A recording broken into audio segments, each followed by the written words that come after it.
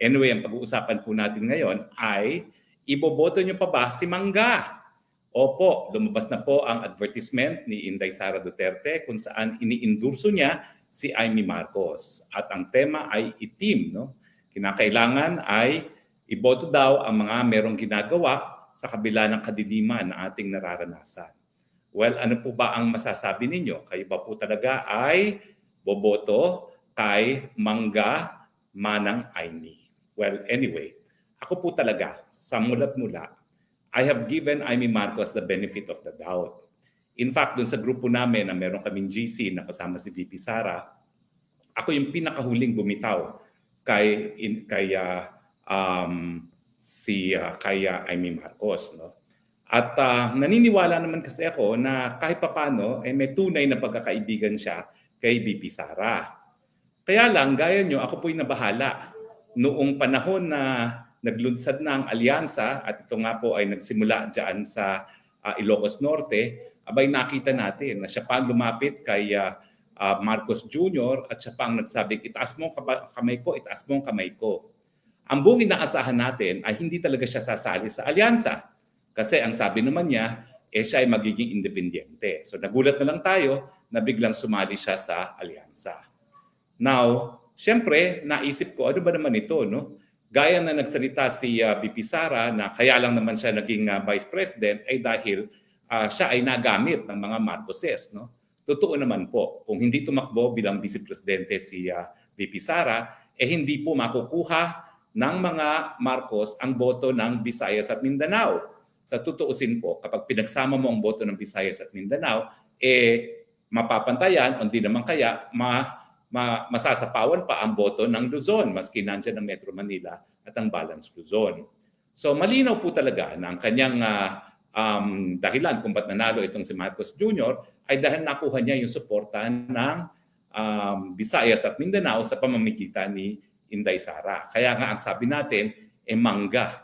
Ginamit lamang si Inday Sara matapos naging presidente, hayan na, sinimulan ng paninira kay Inday Sara para magkaroon ng Marcos Forever.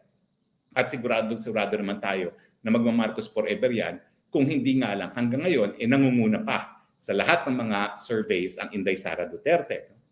At naniniwala naman tayo na sa takdang panahon at sana hindi na umabot ang 2028 kasi nga sinasabi ni Inday Sara baka wala ng 2028 ang Pilipinas kung mag-aantay pa tayo ng 2028 magkakaroon naman tayo ng Inday Sara bilang presidente. Sana nga po. No? Pero ang tanong ngayon is ngayong inendurso na ni Inday Sara si Mangga Amy Marcos, iboboto ba natin siya? Pero bago natin sagutin yon, bakit nga ba ang Inday Sara nag-endurso pa kay Amy Marcos? Isa po talaga ako sa nagtanong sa kanya. Yung matapos siya na sampahan ng kung ano-anong kaso ng House of Representatives, kung talagang baka maya-maya mag-endorse na naman siya ng Marcos. At sinagot din niya ako, gaya ng sinabi niya sa buong daigdig, never again sa Marcoses. So bakit kaya nag-endorse na naman si Inday Sara sa mga Marcoses? Well, alam niyo po, naniniwala ako sa loobin talaga ni Inday Sara, never again to the Marcoses. Pero ang naman niya nakakulong sa dahig. Siya ay ginigipit, siya ay na-impeach, at siya ay dadaan sa pagliliti sa Senado. So kung siya ay nag-endurso kay Amy Marcos, siguro naman may dahilan po ang ating Inday Sara kung bakit niya ginawa yun. Now, pag-aralan natin, isa-isahin natin ang mga posibleng dahilan. Well, narariyan na yung kanyang impeachment trial, no, na kung saan lilitisin siya ng Senado, no? At alam naman natin na kinakailangan ni Inday Sara ng at least 8 senador na boboto kontra sa impeachment para siya ay manatili bilang isang vice president. Bilangin natin ilan ba yung susuporta kay Inday Sara sa impeachment. Ang sigurado dyan ay yung 3 PDP.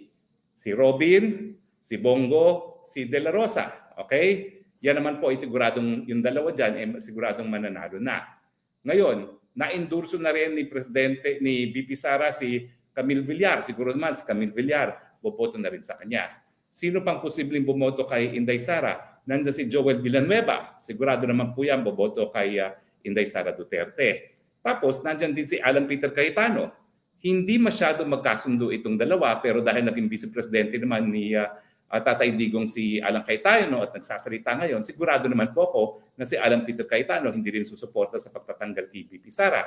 Nandyan din yung kapatid niya, si Pia Cayetano, na bagamat hindi pa nai-endorso ngayon Inday Sara, tingin ko may endorso rin. So, posibleng pangwalo ay si Amy Marcos. Ngayon siya ay na-endorso na. Siguro naman, kapag na-endorso na ngayong na-endorso na ni VP Sara si Mangga Amy Marcos, talaga namang at least maninindigan si Manang Amy na hihindihan niya ang anong tangka para tanggalin sa pwesto ang ating Vice President. No? Sana nga naman po. No? So anyway, ganyan po ang analysis ko. No? Ang unang-una na kailangan ni Inday Sara, it's the fight of her life. Kinakailangan talaga na siya po ay hindi matanggal bilang Vice Presidente. Kasi pag siya'y natanggal sa Vice Presidente, mawawala yung resources ng kanyang opisina, mawawala rin yung kanyang visibility as Vice President. No? At magiging mas madali na Marcos forever ang mga Marcoses. No? Pero bukod pa sa impeachment, ano pang mga dahilan kung bakit kaya inendorso ni VP Sara si Amy Marcos? Well, bukod po dyan, narariyan yung naging papel ni Amy Marcos doon sa investigasyon sa kung paano nakidnap ang dating Presidente Rodrigo Roa Duterte. Ako naman po ako'y sumasang-ayon doon sa sinabi ni Mama Hanilet na ano pa bang gusto niyang malaman. Alam naman ng lahat, nakita naman natin sa telebisyon kung paano ginawa yung kidnapping ni Tatay Digong. No? Totoo po yan. Pero at least lumabas yung mga detalye kung sino-sino talaga ang mga nagplano. At ngayon lumalabas talaga na bagamat inaako yan ni Secretary Boying Remulla, talagang ang order ay nanggaling talaga sa Malacanang at the highest level. At alam natin na ang ginamit nilang instrumento ay isang tao na napakalapit sa First Lady natin ngayon, kay Lisa Araneta Marcos, itong Ambassador Lacanilao, na ang kanyang opisina pala ay Special Envoy on Transnational Crime, sila nakipagtulungan sa Interpol. At nalaman natin na wala naman talagang Interpol Red Notice, meron lang diffusion notice na Pilipinas pa ang nagpadala. So ibig sabihin, parang humingi ng tulong ang Pilipinas sa kanyang sarili para iparesto itong si Tatay Digong. At nalaman din natin na talagang bagamat sinasabi ng mga kapulisan ang order na isakay sa eroplano si Tatay Digong ay nanggaling sa PNP chief, hindi naman para desisyonan lamang ng PNP chief yan. Siyempre yan po ay plano talaga ng presidente mismo at wala nang iba na po pwedeng masisi sa ganyang mga pangyayari.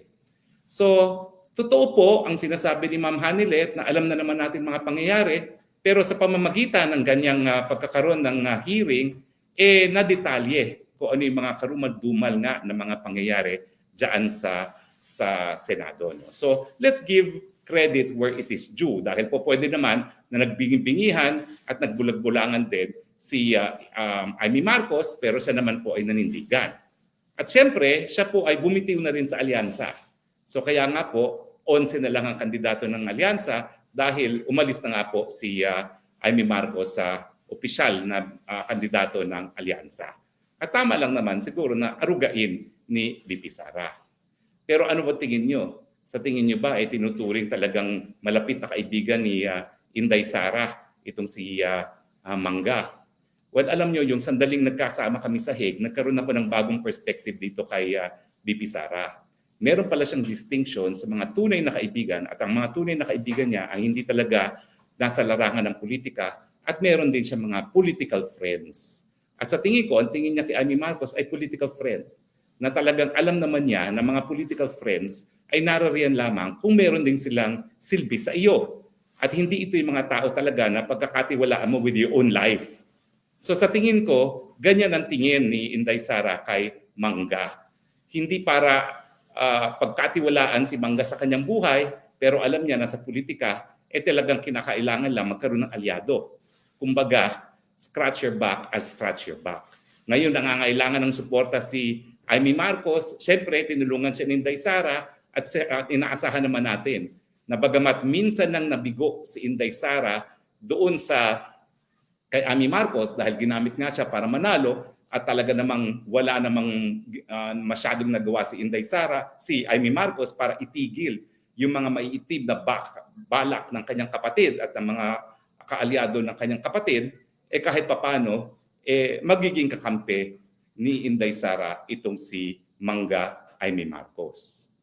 Alam ko mahirap tanggapin na na-endorso na naman ang VP Sara ang Mangga Amy Marcos. Gaya ng sinabi ko sa inyo, no, ako yung pinakahuli-huling bumitiw kay Amy Marcos sa pagkakatiwala sa kanya. Hanggang sa muli, ako talaga'y umaasa na magiging tunay na kaibigan itong si Amy Marcos. Pero ang katunayan po, sa politika, wala talagang tunay na kaibigan. At yan ang isang natutunan ko na kay Inday Sara. Ang tunay na pagkakaibigan, yun yung mga taong labas politika. Dahil talagang ang mga nasa politika, naggagamitan lang yan. Yan ang masakit po. At sa tingin ko, may mga dahilan naman ang Inday Sara. Huwag na po tayo magtampo kay Inday Sara.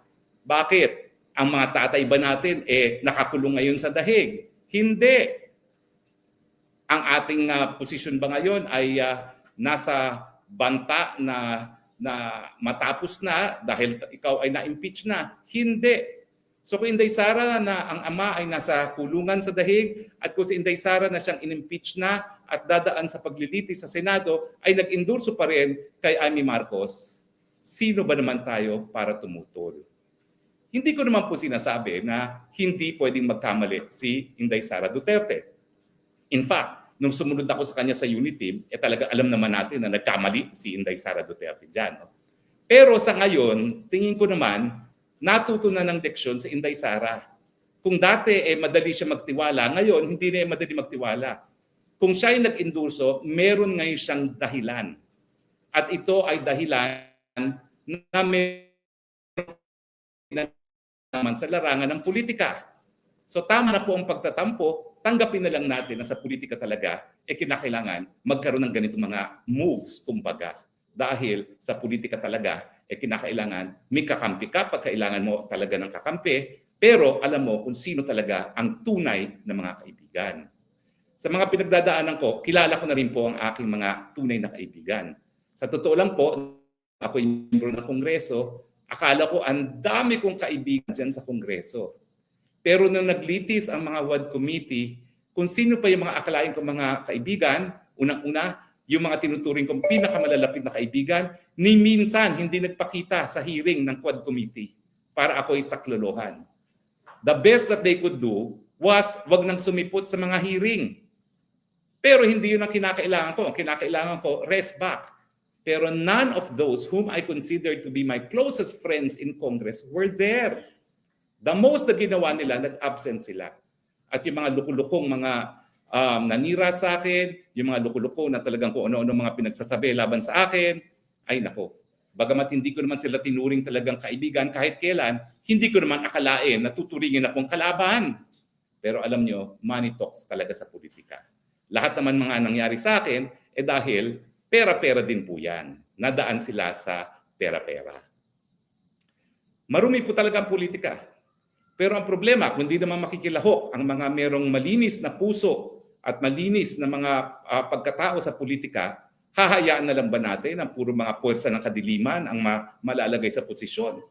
Lalo naman pong pupunta sa kangkungan ng ating bayan kung hahayaan na lang natin ang puwersa ng kadiliman ang palaging magharing uri sa larangan ng politika. Naniniwala pa rin po ako na kinakailangan natin ang isang tao na malinis ang pagkatao gaya ni Inday Sara Duterte. At kung si Inday Sara Duterte naman na pinagdadaanan ng napakadaming pagsusubok ay nagdesisyon na suportahan na si Mangga Amy Marcos, Mangga pa rin ang mga Marcos, hindi pa rin dapat pagkatiwalaan ng mga Marcos, bantayin pa rin natin at pagdating ng panahon, parusahan ang mga Marcos. Pero sa ngayon, may kadahilanan po ang Inday Sara, kaya niya iniendorso ang Amy Marcos, suportahan na lang po natin ang ating Inday Sara Duterte. Yan din po yung aking nasabi nung sumunod nga ako sa unit team. Pero kung hindi naman namin nadaanan ni Inday Sara yung pagtataksil ng mga Marcoses, bagamat kami po ay nakisapi sa kanila sa unit team, malalaman ba natin kung ano talagang budhi ang mga Marcoses? Ngayon walang kaduda-duda po. Bagamat nandyan si Amy Marcos na panandalian, na binibigay ng suporta sa Duterte, hindi na pumaalis sa isipan natin na hindi talaga pwedeng tuluyang pagkatiwalaan ang mga Marcoses. Nasa dugo na po nila yan.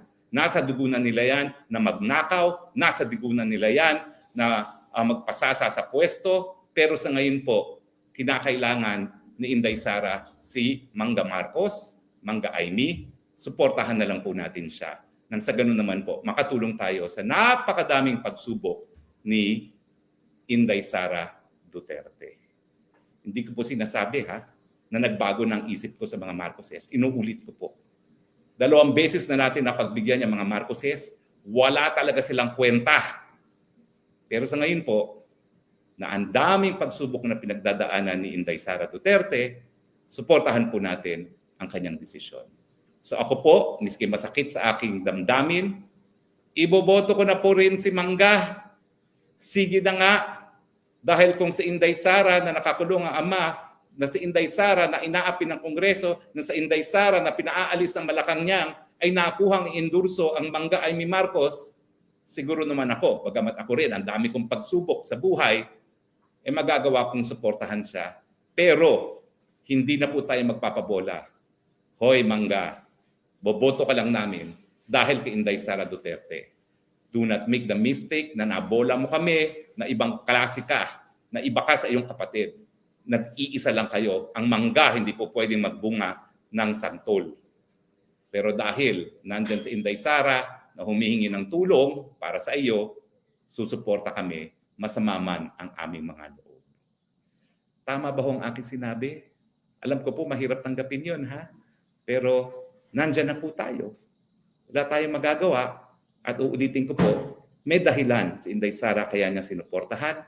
Suportahan naman po natin ngayon si Inday Sara Duterte. Yung mga ayaw sa Marcos na boboto kay Mangga Amy, hindi po yan dahil naniniwala tayo kay Mangga Amy, yan po ay dahil naniniwala tayo kay Inday Sara Duterte.